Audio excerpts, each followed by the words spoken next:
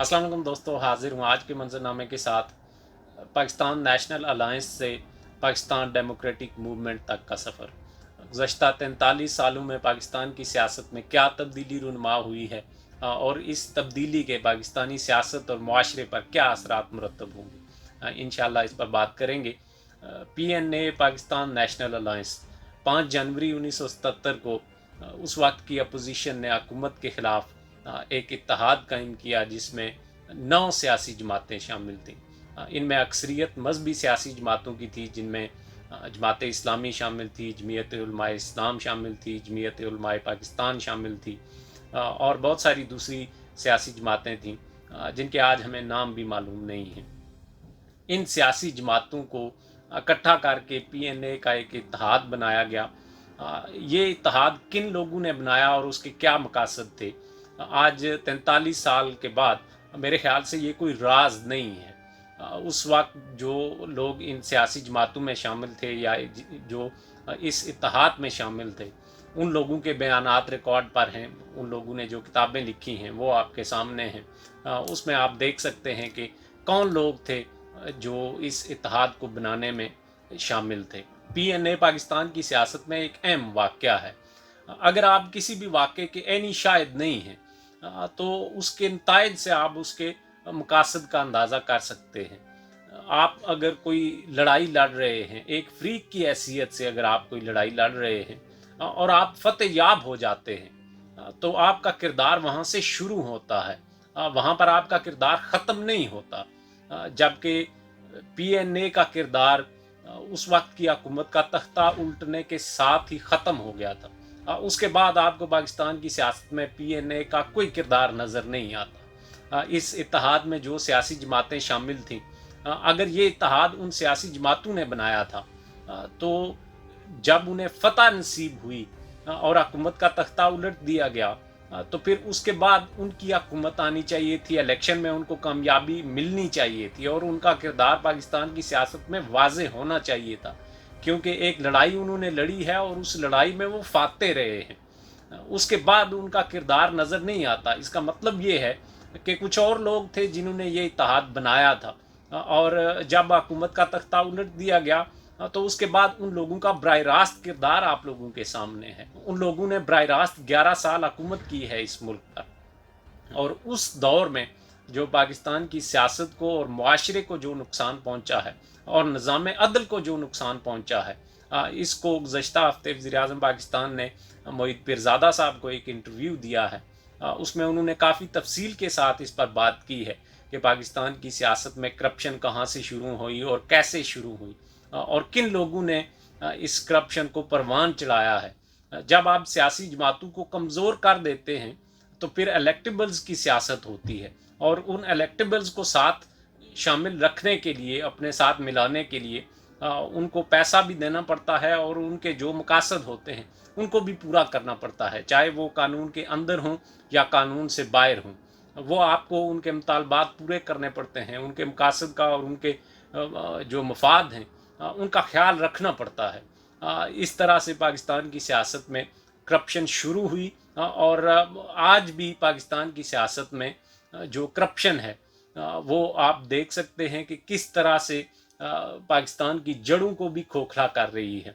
उस दौर को पाकिस्तान की सियासत में करप्शन का आगाज़ समझा जाता है और ये मैं नहीं कह रहा, ये वज़ीर-ए-आज़म पाकिस्तान फरमा रहे हैं कि उस वक्त किस तरह से करप्शन का आगाज़ किया गया और करप्ट लोगों को सियासत में शामिल किया गया और आज करप्शन का ये जो पौधा उस वक्त लगाया गया था, आज ये एक तनावर दरख्त बन चुका है।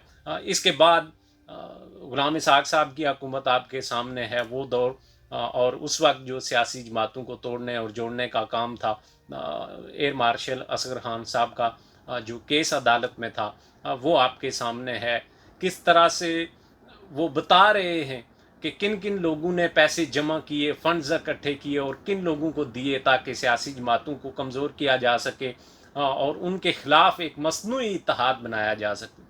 सियासत में ये जो मसनूई तब्दीलियाँ हैं इन्होंने सबसे ज़्यादा पाकिस्तान को नुकसान पहुँचाया है। फिर इसके बाद परवेज़ मुशर्रफ साहब दोबारा इक़्तिदार में आ गए और उन्होंने सियासी जमातों को तोड़ने और जोड़ने का काम शुरू कर दिया। आपके सामने है क्यू लीग, आपके सामने है पैट्रियट, आपके सामने है और बहुत सारी सियासी जमातों के जो उन्होंने बंदे तोड़ तोड़ कर एक सियासी जमात बनाई और फिर उसको इक़्तिदार में लाए। ये सारा वाक़या आपके सामने है। फिर 2008 के बाद जो हुकूमत बनी है उसको किन किन मसाइल का सामना रहा है। मेमो गेट स्कैंडल आपके सामने है। फिर नवाज शरीफ साहब की हुकूमत आपके सामने है। पिछले हफ्ते नवाज शरीफ साहब ने जो तकरीर की है उसमें भी उन्होंने बताया है कि किस तरह जो ISI के चीफ थे जनरल ज़हीरुल इस्लाम साहब, उन्होंने पैगाम भेजा कि आप इस्तीफ़ा दे दें और किस तरह से वो मुदाखलत करते रहे हैं। और सियासत में ये जो मसनूई तब्दीलियाँ लाने का काम है ये आज भी जारी है। किस तरह से सियासी जमातों में बंदे शामिल किए जाते हैं और किस तरह से सियासी जमातों को ब्लैकमेल भी किया जाता है। कुछ सियासी जमातों की भी गलतियाँ इसमें शामिल हैं, लेकिन ये जो मसनूई तब्दीलियाँ हैं इसने पाकिस्तान को जितना नुकसान पहुँचाया है, मेरा नहीं ख्याल कि किसी और शय ने इतना नुकसान पाकिस्तान को पहुँचाया है। इस इंतशार के नतीजे में पाकिस्तान में आज तक कोई भी हुकूमत इतनी मजबूत नहीं रही कि वो अपने एजेंडे पर काम कर सके या उसकी कारकर्दगी पर कोई नतीजा अखज़ किया जा सके। हमेशा से ये तब्दीलियाँ जो हैं वो डिस्कस होती रही हैं और इन तब्दीलियों के इर्द गिर्द पाकिस्तान की सियासत घूमती रही है। जब भी कोई ऐसी तब्दीली रुनमा होती है तो उसके मनफी असरात पाकिस्तान की मईशत पर होते हैं।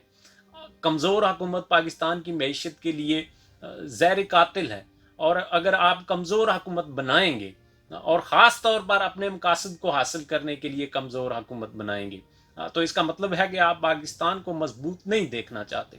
आप पाकिस्तान को कमज़ोर कर रहे हैं, उसकी सियासत को कमज़ोर करके और सियासी जमातों को कमज़ोर करके। ये इंतशार की सियासत है, ये तकसीम की सियासत है।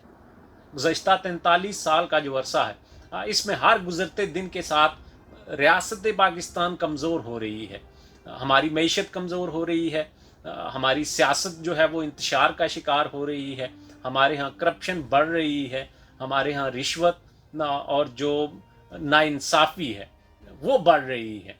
ये मसनूई तब्दीलियाँ करने वाले लोग या करवाने वाले लोग ये उसका नतीजा नहीं भुगतते। आप देख सकते हैं कि परवेज़ मुशर्रफ साहब, राहील शरीफ साहब, जनरल कियानी साहब और कई लातादाद ऐसे लोग हैं जिन लोगों ने इन मसनूई तब्दीलियों में हिस्सा लिया है या उनके बानी रहे हैं, लेकिन आज वो इनके नताइज भुगतने में आपके साथ शामिल नहीं हैं। वो ना तो पाकिस्तान में रहना पसंद करते हैं और ना ही वो इस सारे खेल में नताइज भुगतने के लिए आपके साथ मौजूद हैं।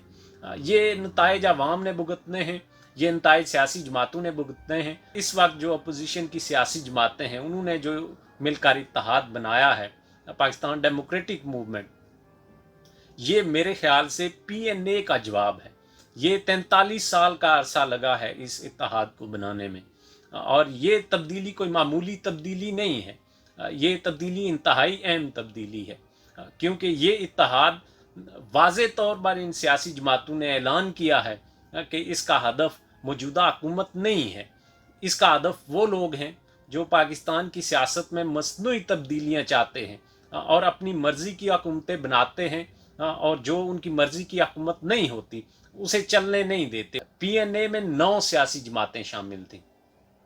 अब जो इत्तेहाद बना है इसमें 11 सियासी जमातें शामिल हैं और इसमें बड़ी सियासी जमातें शामिल हैं और इन सियासी जमातों को किसी ने इकट्ठा नहीं किया। ये सियासी जमातें एक एजेंडे पर इकट्ठी हुई हैं। पाकिस्तान की सियासत में ये इत्तेहाद एक गैर मामूली तब्दीली है जो रूनुमा हुई है।